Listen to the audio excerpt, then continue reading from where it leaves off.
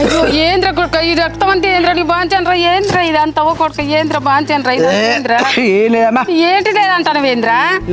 గొంతు చేరినట్టున్నది ఇదంతా ఏంద్ర ఇదంతా పచ్చిదే గొంతు చేరినట్టు అందుకే రక్తం వచ్చింది. ఇదంతా అదే కాదురా మూతికంతా రక్తమే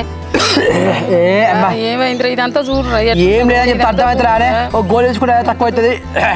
పో నువ్వు లోపలికి పో ఏంది బిడ్డ ఇదంతా ఏంద్ర ఇదంతా రక్తం అవుతుంది ఏం లేదంటాను ఏంద్ర అసలు ఏంద్ర నువ్వు చేసేది ఏం లేదా అబ్బా ఎన్ని రోజులు బట్టి తాగినా కదా రే కడుపులో వేడి చేసినట్టు అందుకే అట్లా రక్తం వస్తుంది కత్తే నేనేమన్నా చిన్నపిల్లనారా కడుపులో వేడి చేసి రక్తం వస్తుంది అంటానో నాకు తెలియదారా ఏమో గిట్ట చేస్తానో నువ్వు దేవుడా గిట్ల రక్తం వస్తాంటే నువ్వు గిట్ల ఆయన కాడికి పోయి ఏమైందో నేను చూపించుకున్న ఆయన గోలు చేసుకున్న తక్కువ అయితే నువ్వు టెన్షన్ పడకు లోపలికి పో ఏం కాదు కనుకో అయ్యో దేవుడా ఇది రక్తమే కాదురా నేను చిన్నపిల్లనారా ఏమన్నా గిట్ట చెప్తానో నువ్వు నాకు అమ్మా ఇగో నాకు మాట్లాడే ఓపిక లేదు లోపలికి మంచిగా తీసుకురాపోవే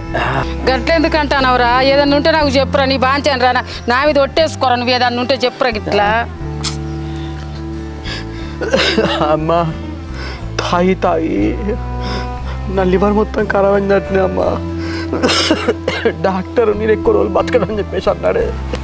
ఏంద్ర కొడుక ఎక్కువ రోజులు బతకవారా నీ బాంచారా నువ్వు గట్ట ఎందుకు చేస్తాను రా నువ్వు దాకా పోయి చూపించుకుంటూ పారా పోదాం పారా హాస్పిటల్ పోదాం పారా అన్న హాస్పిటల్లో చూసుకున్నాడు అమ్మా ఏ లాభం లేదు ఇక అయిపోయింది నా పని అంతే ఇక అయ్యో దేవుడా అయ్యో భగవంతా నేను ఏ దేవుని గుళ్ళో మన్ను పోసిన నా కొడుకు గిట్టెందుకు అయింది దేవుడా దేవుడా ఇట్టెందుకు అయింది